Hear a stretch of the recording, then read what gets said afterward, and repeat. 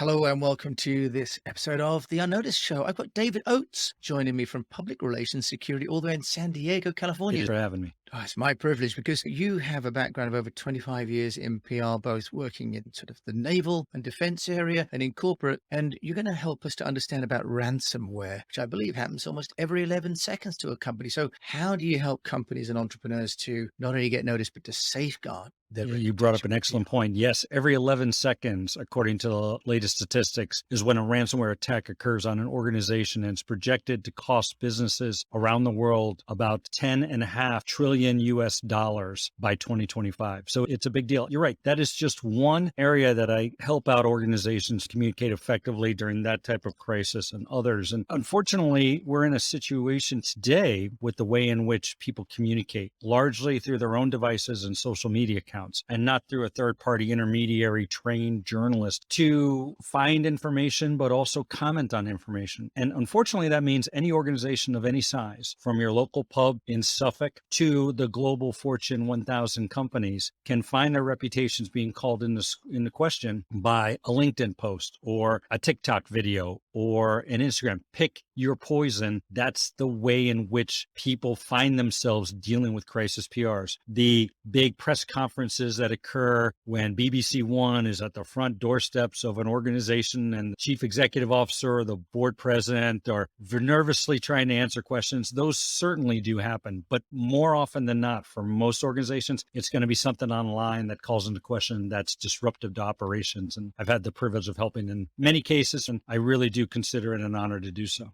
Well, it's an honor, but also a necessity because you've mentioned all, if you like, the agents online, but also, of course, there are robots as well, as we've seen with your own elections in America, causing all sorts of trouble too. So it's not just humans that are causing mischief, it's some of these nasty bots. So take us through crisis management, and David, how does a company prepare for crisis in your view?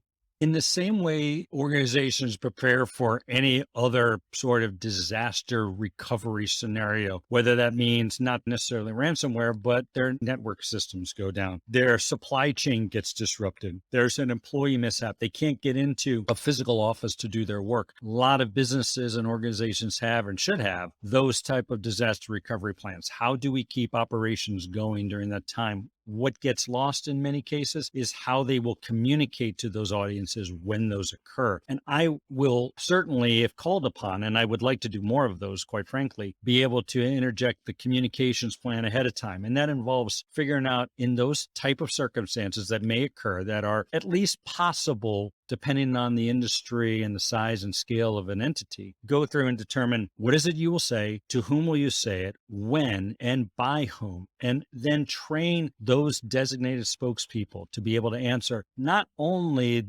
what I would call the basic questions, but we'll take them through scenarios that will answer what I call the gotcha questions. The questions that people will ask have some sort of inherent or unconscious bias, because when a crisis occurs, audiences, employees in particular, but also customers, partners, investors, and the general public will look first and foremost to find out what went wrong and who was responsible. And so when there is a question that's raised, usually with a bias, with the unconscious belief, if not the overt belief, that something was missed, something went awry, and it's somebody to blame. And being able to answer those questions in an empathetic and action-oriented manner while staying on message and not necessarily admitting any culpability that isn't the organization's to make is where I come in. And yet that requires training, not dissimilar to what you do for any other sort of disaster recovery training. I get that most organizations don't do that though, because it's usually a lower priority, because unless you've been through it, you really don't understand the likelihood of that occurring. But as I mentioned to you, in this day and age, even if the press don't show up, you have got somebody within that organization that will write a Glassdoor review or post something on Facebook, and it has the potential to go viral and become something that will draw a lot of questions, a lot of inquiries, will take the team, including the executive suite, away from doing the normal day-to-day operations, away from being able to service the customers and the partners in the manner with which they've expected. And that's what I would call the definition of a crisis. Anything that takes you away from operations and has your reputation being called into question is a crisis. It's how you prepare for those situations so you can get back to normal operations as quickly as possible is ultimately my goal. It's getting them to be able to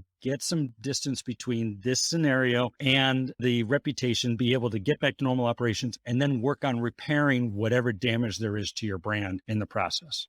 Wow. So actually a lot of things there to unpack as well then, really, Dave. Can we talk about technology for a moment? Because as you rightly say, it used to be that there would be one media with one maybe camera person breaking a story, but now anybody could be releasing a video, as we had here, where there was a video from a person of Sakir Starmer in an office, and that went viral. So how do you help organizations with the monitoring of where a crisis might bubble up next? Because it's a bit like that Watcherman or whatever. Whack-a-mole. Yes. Looking around for where the problems go. Whack-a-mole. Sorry, whack-a-mole. That's a wonderful analogy, Jim, because you're right. Every organization, every individual, I should say, within an organization has to be looked at as a broadcaster. In my pocket with this wonderful little device is a media outlet. I have a camera, a microphone, and with all of my social media apps, a distribution system. So I have to be looked upon by the executive team and the corporate communicators within an organization, as I don't have 5 major news outlets and maybe a few others. I have to look at that everybody that I engage, including your employees. Your employees are probably your most important audience, is its own broadcaster. And so to the question that you asked about monitoring, thankfully, there are free systems that you can put into place now that allow you to do that. Google has an alerts feature. It's just alerts.google.com. And you can put keywords into these systems and have any of those new content that involves your organization's name, individuals that are of importance names. You get alerted within 2 hours, oftentimes, of something being posted that there's new content. You don't want to be the last person to know that somebody has said something about you. That's a wonderful way to do so that doesn't cost a dime. You have to have an email address and be able to set up a Google account, and you're on your way. I also use platforms like TweetDeck or Hootsuite or others that can monitor social media platforms. And again, the same system that's set up there, you'll get alerted if somebody is talking about your organization or your individuals. And I think that's important to know. The other thing, let's not forget about some of the offline capabilities, particularly as you talked about employees. I always tell organizations, your first priority, I don't care what organization, I don't care the industry, whether you're not for profit, whether you're for profit, whether you're a government entity, you're a Politico, your first priority is your staff in engaging them and understanding what they feel, because they're the ones who will either promote what you're trying to espouse, promotional or certainly in times of a crisis, or if they do not feel connected, if you have disenfranchised them because you have forgotten about them in all of your other communications, they'll be the first and loudest voice to disparage you and also counter anything you're trying to say in the public domain. And I think one of the things that management needs to get back to is what I learned in the Navy, which was leadership or management by walking around. Get out of your cubicle, walk around the space, talk to people, see how they're doing, and see what makes them tick. Now, this is the point where I get, Dave, well, we're in a day and age now, thanks to COVID, we're all working remotely. Fine. The phone, don't forget, has a voice app. Pick up there, talk to them, see how they're doing, get on to the Zoom, get something going on, do your one-on-ones, and do it with the idea of getting a temperature check for them, not to use it as a one-on-one where you can direct tasks. There's a time and place for that, but get a feel for how people are thinking. And that's one of the best monitoring tools that I think is often not used to its greatest opportunity. Yeah, I think you've called up a really interesting point about the need for engagement within the employment team. And I guess that's where Amazon have suffered, because if the employees are not in alignment, they can even just film things that they don't like about the organization and publish them, right? So as you say, in a way, this is probably one of the most powerful times for employees that there's ever been beyond unions. Especially nowadays with the global workforce shortage that we're seeing, right? Employees have very strong leverage in many parts of the world, certainly in the UK, Europe, and here in the States, where there are just not enough people to be able to do all of the jobs that companies need to. And so not only are they commanding higher salaries than they may have certainly 2 years ago, but they're also commanding more attention to make sure that they are understood, they are listened to, and their workplace satisfaction is high. We talked earlier, I did a LinkedIn learning course about how to communicate to recruit, but also retain top employees. employees in this age. And it has more to do with their feeling of value than the actual dollar amount you pay them. The salary has to be there for sure, and there's competition there. But employees don't leave companies for money more than they leave companies because they feel disconnected to their boss and to the organization as a whole. That's what will draw more people away from one entity to go to another. Dave, I want to switch focus just slightly to assets next. Okay. So in crisis management, when, I've worked on this in the past, we talk about the client having prepared some assets. You talked about getting back to where the business should be, or in the Ukrainian case, getting the country back to where it should be. Can you share with us your best practice in terms of, if you like, the armaments or the assets that a company or an organization should have in place and ready to distribute? Because it's one thing to just start communicating, if you're on the cusp of an event, but what could people have ready in advance? I find it important to have a robust social media presence and a working website that has at the ready a news page that you can call up and put information that is readily accessible to a wide audience. But the third, and I will tell you, which I think is equally as important, is an employee app. So if we look at social media as the dominant way to communicate to a wider range of customers, partners, investors, the general public, and your websites that way, I think an employee app, and if you don't have an employee app, at least some sort of intranet site to talk to employees and let them know is equally as important. So whether that's Yammer, whether that's Slack, or one of the other apps that you have on there, you should have those already in place that you can communicate readily to your team, whether it's in one office or whether you've got a global workforce. I think those are important. And again, in the same manner we talked about in prepping for that, you should already have systems in place, assets and people who understand that at a time of crisis, who is going to be responsible for taking a certain message that is approved very quickly and disseminate it to a certain audience segments in a short period of time. I will tell you this because we haven't touched on this point. If things are starting to bubble in the public domain on a social media site or something like that, and you start to see it go viral, or you get an inquiry from a news organization, organizations need to start thinking in terms of minutes, not hours and days to make a response. You don't have a great deal of time like you would have a generation ago, where I could wait till the end of the day to submit a statement to a local news organization, knowing that it wasn't going to run in the paper until tomorrow morning. That's not the case anymore. You've got about an hour before something starts to take hold and starts to get ranked on Google. And that's your time to respond. So to the extent that you can be ready with those assets, as you talked about, but also trained people who understand that is going to be really important in order to get ahead of the narrative that'll be set without you and will cost you far less in terms of damage to your brand and the length of time it'll take you to repair your in the long term. Right. And we've seen, for example, with things like the Elon Musk tweets, that the market moves as quickly, doesn't it? So, and there's also another app called Mobibi, which I'm not sure whether you're familiar, where everyone within an organization, do you know Mobibi? I do. Right. Yeah. So Matt Stoneman's been on the show actually talking about having one central platform for all of his employees, all of your employees, to communicate through one central social media channel, which I think is take it to the next level of iteration. Dave, what about a crisis in terms of the customers? What if in terms of you have one errant customer in China, for example, Tesla has had some customers that were even paid by the competition to cause trouble. Let's not talk about neutralizing a customer. That would make it sound a little bit like a drone strike. But what could you do if you have a customer, for example, that's causing trouble from a crisis comms point of view, not a physical management point of view, obviously?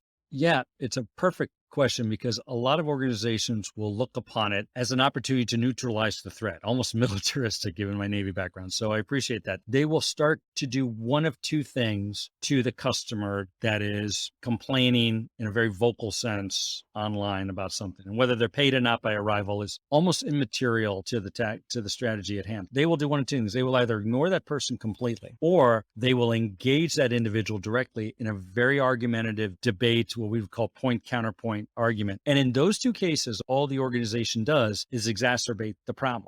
Going unchecked, ignoring that, thinking it'll go away, only gives credence to that part of the narrative. trust to that person and will have the organization looked upon by many others as either being uncaring or incompetent. There's a reason why they're not talking. The second is if they decide to then engage in an argumentative standpoint, point counterpoint, trying to disparage that individual, whether they have a right to because that individual is absolutely making false accusations, they will wind up raising the level of anxiety and animosity. You don't solve an issue by just raising your voice as much as sometimes I try to do in arguments with my spouse. That doesn't seem to ever work for me. And it certainly doesn't work in the online forum with a customer. So what needs to happen, and this is true for any crisis communications effort for any organizations at any size, I don't care what it is, two things that must be present in your responses: empathy and action. And let's take the customer standpoint. You have to at least acknowledge that somebody is not happy and saying, we appreciate the fact that you're not happy and we want to make this right. There's a few things that we'd love to talk about here. And here's the kind of things that we'd like to at least engage with you. Can we do it offline? If they're complaining on, let's say, an online review site or some other popular blog or on Instagram, acknowledging them and offering a way in which you're trying to make it better is the way to go. That doesn't mean that the individual is going to take you up on that because, again, let's say that they're paid by a rival to make an argument. They're going to continue to complain. Or let's say they just want to complain for complain's sake.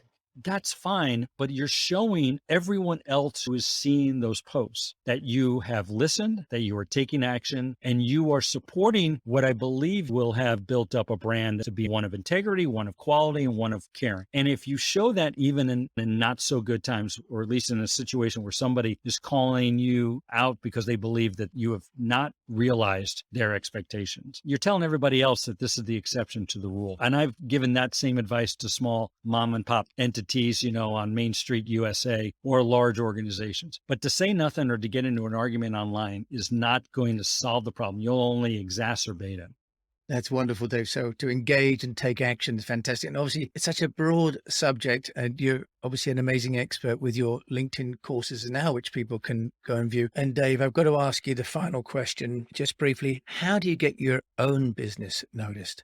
I appreciate that. I do it one individual at a time. I believe personal connections is how most individuals, particularly in the services business, do so. And I spend a great deal of time, probably on order of 20 to 25 hours a week, meeting really cool people, hearing their stories, finding ways to connect with them. And so when they know of something that is a bubbling crisis, hopefully before it becomes a full-blown one, they are kind enough to refer me to that. And I like to think I do good work, but it's been one individual at a time over years in the making, and it does bring success, but you have to continually do that on a daily basis. Dave Oates, Public Relations Security. If people want to find out more about you and work with you, how can they do that? Best way is through my LinkedIn, as you talked about. If you just Google LinkedIn, Dave Oates, Crisis PR, I'll come up there. My company website, PR Security Service, is publicrelationssecurity.com. I got links to those LinkedIn learning courses that you talked about and others, and there's blog videos on there that people can download for free. And anybody needs to reach out, there's a way to actually get 15 minutes of my time just to pose a question. I love what I do. If I can be of help to any size organization, just to offer a couple tidbits, it truly is my pleasure to do so. Great. And it really comes out, Dave. Thank you so much for sharing all of your wisdom from San Diego. And the best time to get in touch with the crisis management expert is, of course, before the crisis, isn't it? So that's why we're having you on the show now. Thank you for sharing all your great wisdom. Jim, it's been a real pleasure. Thank you so much for having me. It's been mine. I've learned so much. And you've been listening to Dave Oates of Public Relations Security based in San Diego with me, Jim James, on the Unnoticed Entrepreneur podcast. Thank you so much for listening.